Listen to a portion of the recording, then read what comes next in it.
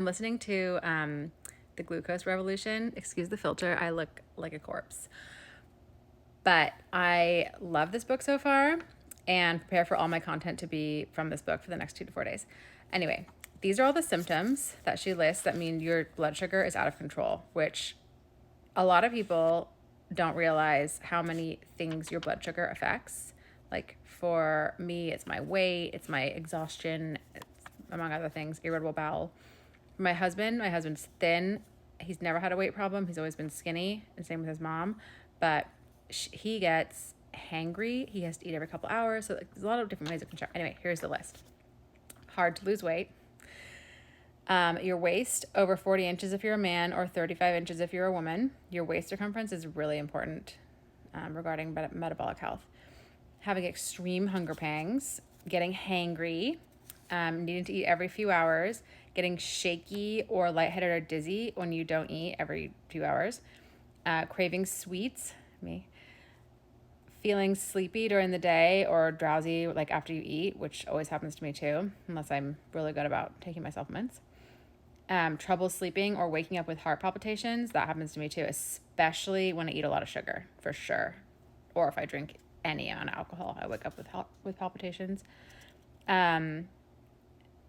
Energy crashes, which include nausea, which that happens to me too, especially when I'm really tired. Like if I haven't slept well, I feel sick all day and I like have to eat. Like I can't fast when I have barely had any sleep. Acne, or like rashy skin, any kind of skin problem. Like Graham Curry, who's a big intermittent faster, he always talks about how fasting cured his psoriasis, which he was plagued with for years. Anxiety, depression, which for sure I used to have, I still do sometimes get anxiety, but it used to be a lot worse when I was eating all day. Brain fog, gone for me, gone. I used to have it so bad. Any kind of moodiness, my husband. Getting colds a lot, getting sick a lot, acid reflux. Would you ever think all this is related to your sugar? It's crazy. Any kind of hormonal imbalance like PCOS or trouble getting pregnant, infertility, men's troubles, which I'm not familiar with. Insulin resistance, obviously. I mean, that's kind of obvious, I guess. Non-alcoholic fatty liver disease, and basically just feeling bad in general. The list goes on, but it's just insane how much stuff our glucose levels and sugar affect in our body. And like she says in the book, your body is speaking to you, even though you don't understand it. It's telling you what doesn't work for you. And I really think that's something that intermittent fasting helps with, because it makes you, since you're not eating all day long, when you're eating all day long, you can't really tell what made you feel like crap. But when you are only eating in a short amount of time during the day, you feel a big difference from the days you start your window with donuts and then move on to McDonald's chicken nuggets. Like, no hate, we eat McDonald's all the time.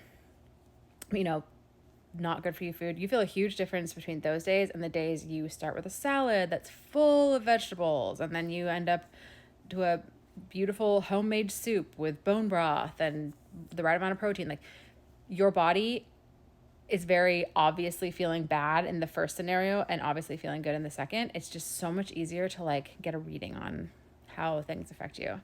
So that's another thing I love about fasting. It just like shows you what you're reacting to. Like when I eat bad, I feel bad the day I'm doing it, and I feel bad the next day. I have like a food hangover kind of. It's so obvious. But anyway, I love this book so far. I recommend it. And all the people who talk about it say they really like it. And I like how she's reasonable. She's not saying you can't eat sugar. She's just showing you how to eat sugar. So like it's not like the keto where you can never eat sugar again.